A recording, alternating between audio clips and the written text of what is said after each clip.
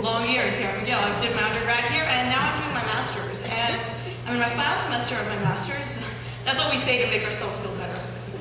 And as my time here at McGill kind of comes to a close, I've been hit with a lot of realizations. So I came to McGill, 18 years old, really starry-eyed, and all like, oh my God, I had all these, dreams and aspirations. My goals were very simple, very focused, very clear. The idea was basically I would come into McGill, I would major in political science with a regional focus in the Middle East, because everyone wants to bomb the place. I was going to get probably a 4.0 GPA, get involved with student politics, graduate first-class honors, get into an Ivy League law school. Then I would focus in on international law and human rights, like every other poli-sci major, because that's all we could do with our degree. And then I would probably, get an amazing job with the United Nations, making about $120,000 a year, $80,000 at worst, and have a really nice loft in New York City, and marry some white Muslim convert. That was the dream. That was the dream. It was so beautiful. I was like, oh my God, a white Muslim convert. That's like the greatest thing ever. And you know what? Like a lot of girls would admit, especially South Asian girls, South Asian Muslim girls, not so South Asian girls. So white man is where it's at. You know what I mean? Like that's where it's at. And the funny thing is, like, not only do we want a white man, it's like we want it done in a Bollywood style, right?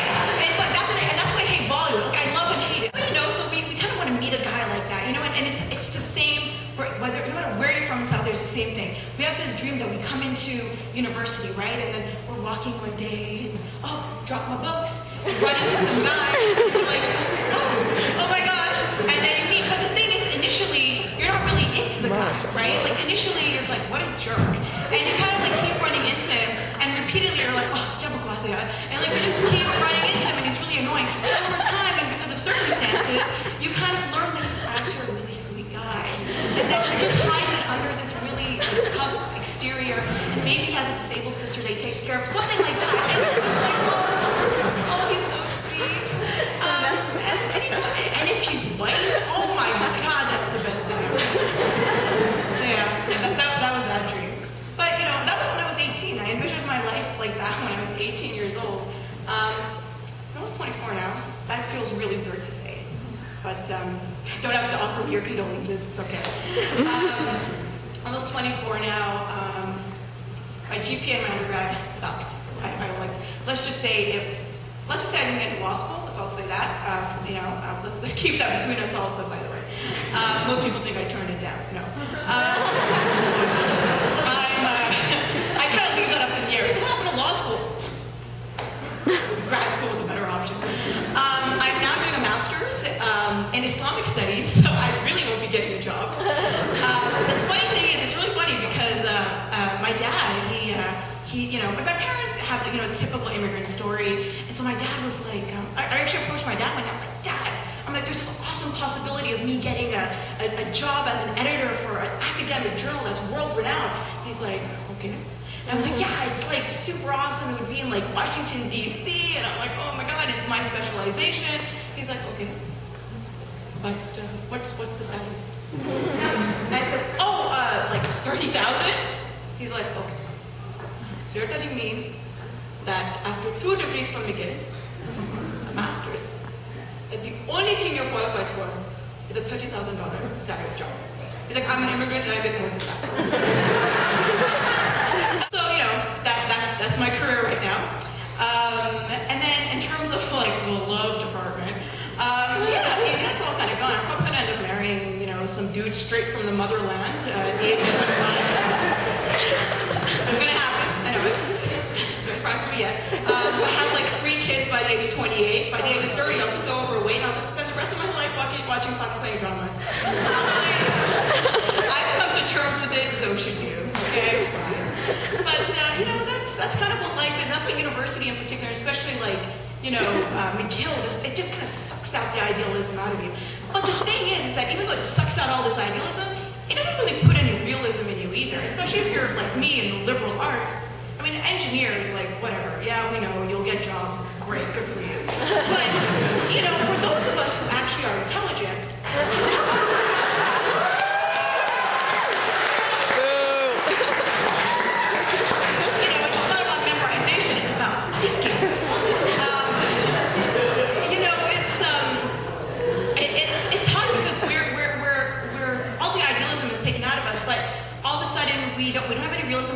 and we're just stuffed with all these ethics, right? Just ethics, ethics, ethics.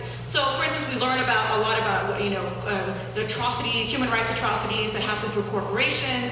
We just, deal with a lot of theoretical stuff like, oh my God, sweatshops and all the evils of God knows what. Just evil, evil, evil, evil, right? It's a very cheerful experience. And it's funny because now I'm at that point where you can't tell me a position or a job of any sort that I won't have some sort of ethical problem with. Right? So, which is funny because, it's funny because I talk to my parents about this, which, I try not to, but the usual reaction has basically been like, ethics won't pay the bills, Sana. Ethics won't pay the bills. But like if I think about wanting to, if I still want to pursue a career in the United Nations, I'm like, no. It's a corrupt power structure that benefits the already privileged at the expense of the privileged, not at the underprivileged. I'm like, I'm not going to go into the UN. I'm like, okay. So the Canadian government, I thought about a career in the foreign service of the Canadian government. No, have you seen how they treat their Aboriginal populations? And as an immigrant, I can also say they treat us pretty crap too. I'm like, no. So now let's see what else. Advertising, I'm like, I like to write. I think I'm kind of creative. I'm like, advertising. No, it's too manipulative of our minds and forces us to buy things that we don't need and live beyond our means. And even if someone's like, what about, stay-at-home mom? And I'm like, you say babies, I say social expectations of women. No. I can't do it. I'm like, I'm in this box. It's horrible. So, yeah, it's pretty horrible. Don't tell my parents too much about that just because they still have this, it's such a naive dream. For being like 52, they're so cute. They have this dream that like I'm still going to go to law school. I'm like, oh, because I was such a disappointment for not going into med school. Because I was supposed to go to med school. Like up until the age of 17, I was like, that's it. You know what? Because my mom's a doctor, not practically, she's a doctor. My two uncles, her brothers are doctors. Kind of in the family, so it was kind of like, go into that career. And it's, it's again, South Asian family, very common. And it's funny because at the age of 17, I was struck with this realization that I don't like blood. I have this sincere, like I see something, like someone's like, I got a paper cut, I'm like, go over there, stay away from me. And that's going to be a problem if I wanted to go and specialize in neurosurgery, for instance, or something like that. So I was like, that's not going to work out. So my mom was really disappointed because my mom, when she heard that I was doing Islamic studies, she was like, starts hitting her head a bit, and she's like, what am I going to tell all my friends? She's like, what, then my daughter's going to go and become a mullah or something like that? I'm like, Mom, I'm studying like modern Middle East politics. She's like, Islamic studies, I don't care. And I'm like, okay. But, and then it's funny because also for the first couple of years, when it took a while for my mom to come to grips that I was doing political science, I was like, there's science in it. She's like, no. But so she would call me on the phone when I was 18, 19, 20. She'd call me on the phone and say, like, Sana, you're doing political science and you can't cook. What boy will have you now? And it's funny because I would respond, a white convert. So they're one thing. But yeah, the thing is, like, a lot of people think that I hear this a lot from South Asian guys, right? Because I think for some reason South Asian guys forget that I'm South Asian, so they like to take a crap on South Asian women, and I'm like, hi, right here.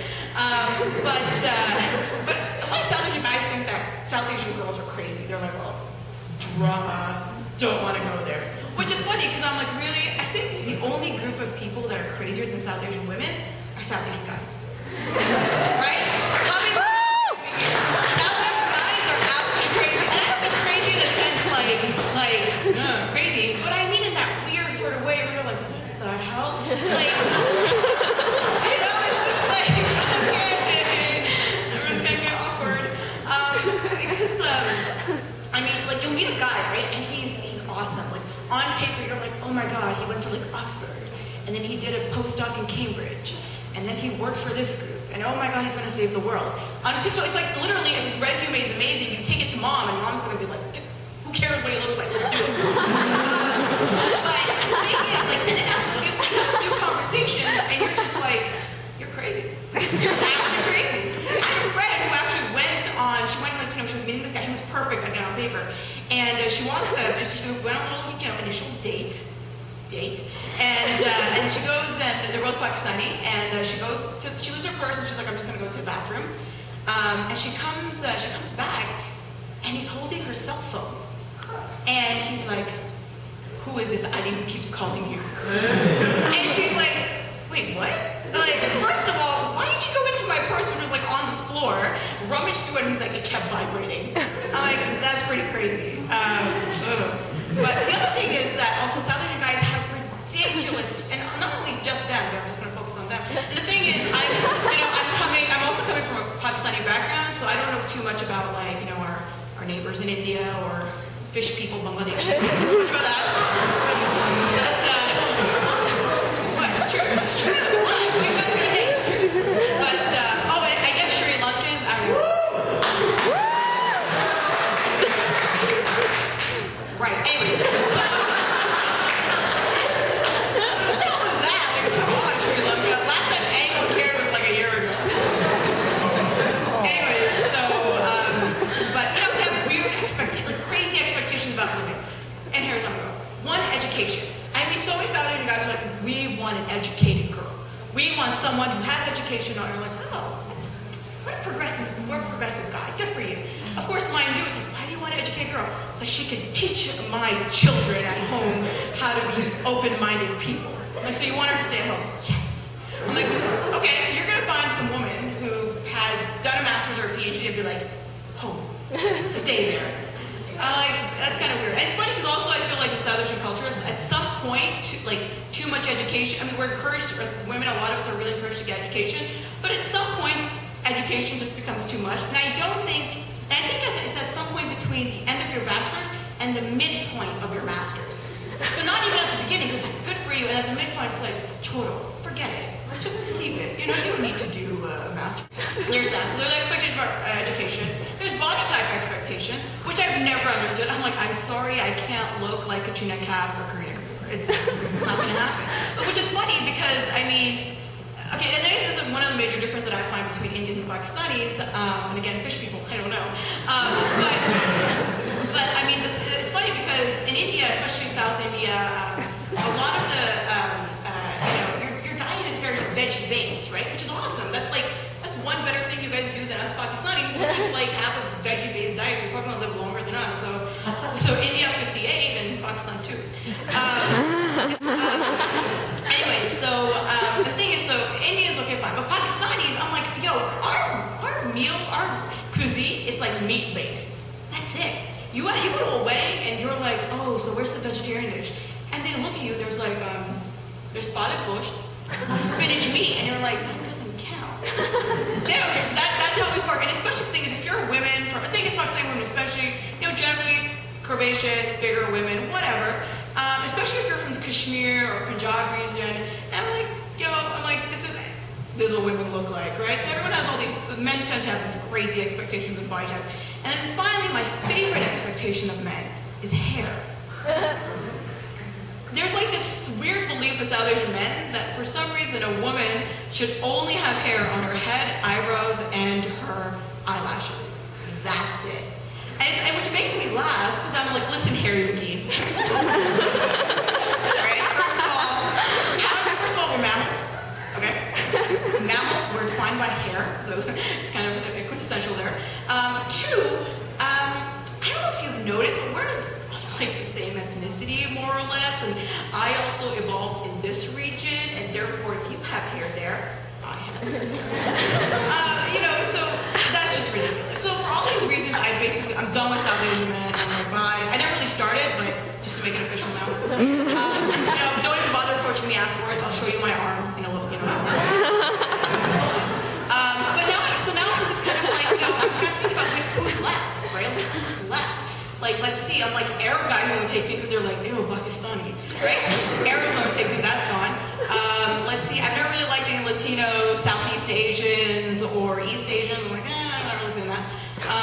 Let's see, white guys, no, hell no. Especially because when they convert, they go crazy. I'm not even gonna bother with that. So I mean, it really just leaves me with one option, and so I think the one option that my really Kashmiri parents will absolutely love is a black guy.